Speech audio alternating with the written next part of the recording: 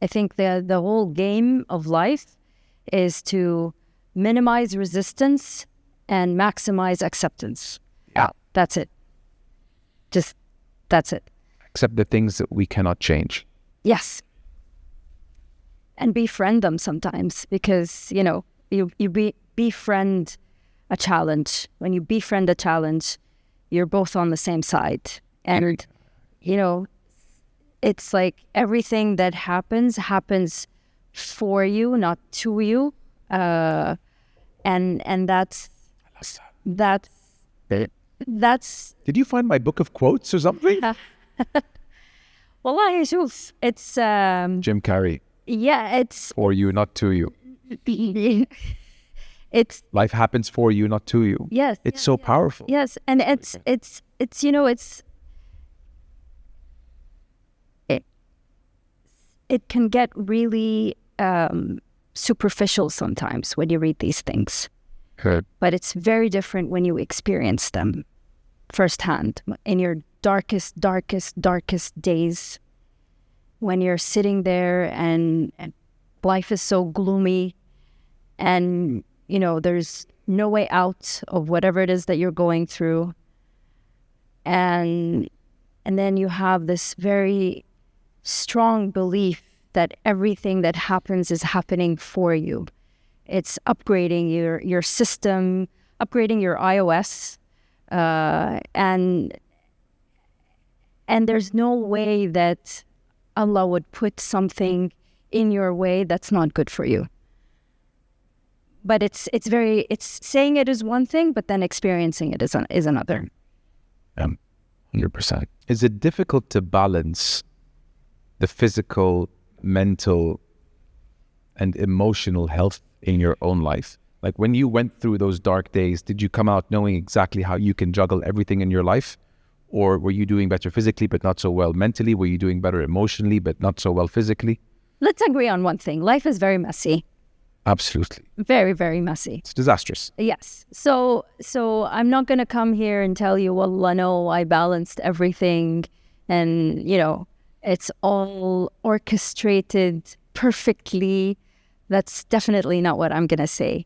But what I can tell you is the word balance has taken up more of my time, more of my thinking, and more of my approach towards life. And it's also something that, you know, في القرآن ألا تطغوا في الميزان, do not transgress the balance. And that's not just for commercial purposes. This is for life in general. So when you look at mental, you try to feed your mental self with the good things, like having a beautiful, deep conversation or reading a good book or trying new things. And then the physical, again, it's like I'm starting to do this. I was very bad with my physical health. Now I'm learning more about the mechanics of my body. And I heard this quote once on one podcast. I think it was the Anders Huberman podcast. And this doctor was telling him, you know, if you keep sitting down and not moving, you're actually signaling to your body that you are ready to die. Wow. And I'm like, oh, I'm not ready to die. I'm going to keep moving now. So movement is key. Yeah, movement is key. Putting stress on your body is key because it's you know, jumping is good for your bones.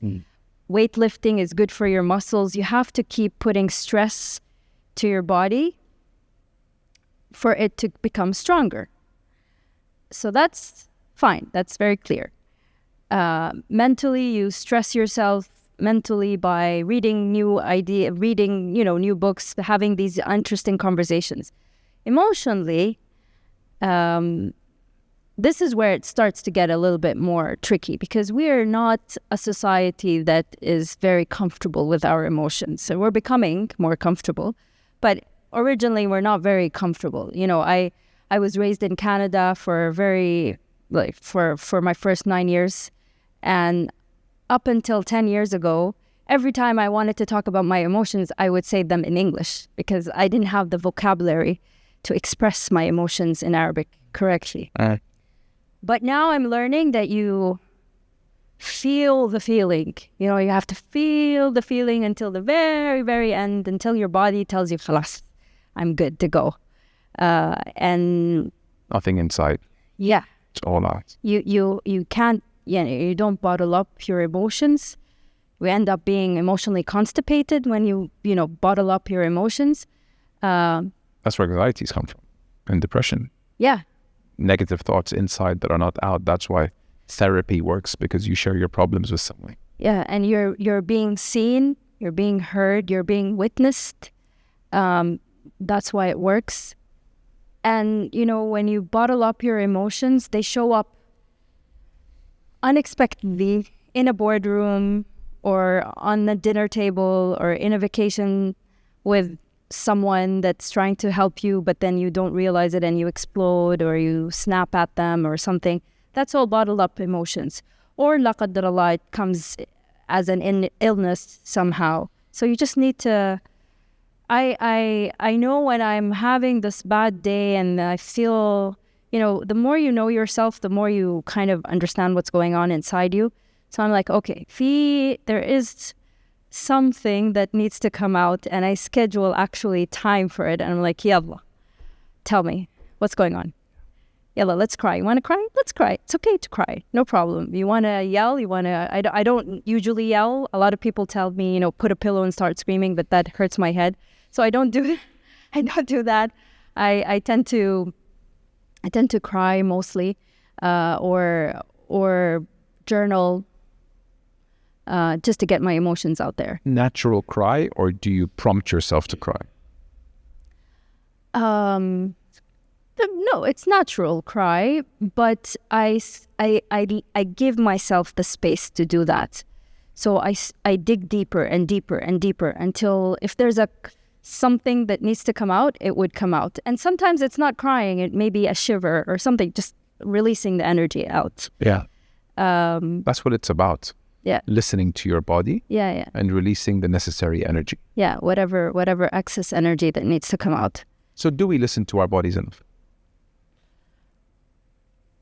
Well, yes, we listen to our bodies when it's an urgent need, like we're hungry, so we go and eat, or we're tired, so we go and sleep. We're hot or cold, so we, arrange temperature. But when you're talking about listening to your body on a deeper level, that's when it can get a bit tricky. I think there's a very strong connection between your brain and your body, the brain-body connection. And, we know that the brain signals stuff to your body and your body responds. And that's like, everybody knows this. But maybe what people don't know is that it goes the other way too. So your body can signal stuff to your brain. Mm-hmm. It's not just a one-way street. And for example, if you're anxious and you inhale and then you prolong the exhale. 3-5. Yeah. Your body is signaling to your brain that you have the luxury to actually exhale longer. That means you are safe. So then the amygdala chills down. So it's just fascinating. And then you have the heart-brain connection and how, there's this research center called, what was it called? HeartMath. And their findings, they do a lot of work on electromagnetic fields that are generated from your heart and from your brain. And research has found that your heart signals to your brain more than your brain signals to your heart. Heart signals to brain more than the other way around. 100 times more than what the brain signals to your heart.